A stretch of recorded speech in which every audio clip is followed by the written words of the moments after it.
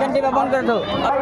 দুনিয়া একজন মুসলমানের জন্য কারাগার শুরু, কাফেরের জন্য হচ্ছে যেহেতু দুনিয়ার ভোগবিলাস সুশিক্ষিতা সুরভিতা কন্যা দুনিয়া হলো পাপের তোমাদের জন্য মহান আল্লাহ নিজেদের মহাপুরস্কার রয়েছে।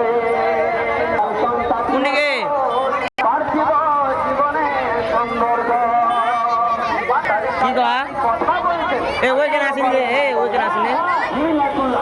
হ্যাঁ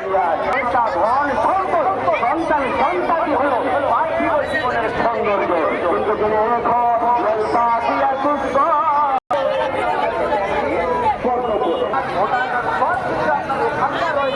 আপনি যদি এখন এখানে একটা বাড়ি বানান তা আপনি আরো সামানাই করবেন কেন? আপনাকে মমতা ব্যানার্জি আপনাকে আঘাত আমি দুনিয়াকে খুব আমি টাকা পয়সা উপার্জন করে নিলাম এবং নিজেকে ভেবে নিলাম যে দুনিয়াকে আমি সাফল্য হয়ে গেলাম। এটা কখনো কাজ করেন না।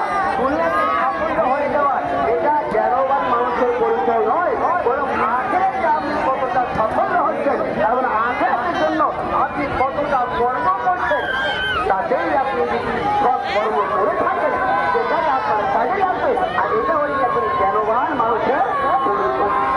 আসুন একটা কথা ইতিহাস বলি, সালামা আর আহমদ আব্বাসী খালিদা হারুন রশিদ বাদশাহ ছিলেন। তো সালামা আর আহমদ বলছে যে আমি হারুন রশিদ বাদশাহ নিকটে গেলাম, গিয়ে দেখি তার বালাখানা আর মহলখানা কত সাই মেকআপ করে একদম লাগে। রাজমহলখানা মহলখানা এত সুন্দর, তো এই সুন্দরটা যদি আপনার আখেরাতে হয় তাহলে খুবই ভালো, নাহলে আপনি তখন আরম্ভ করলো কথাটা শুনে কথাটা বাস্তব।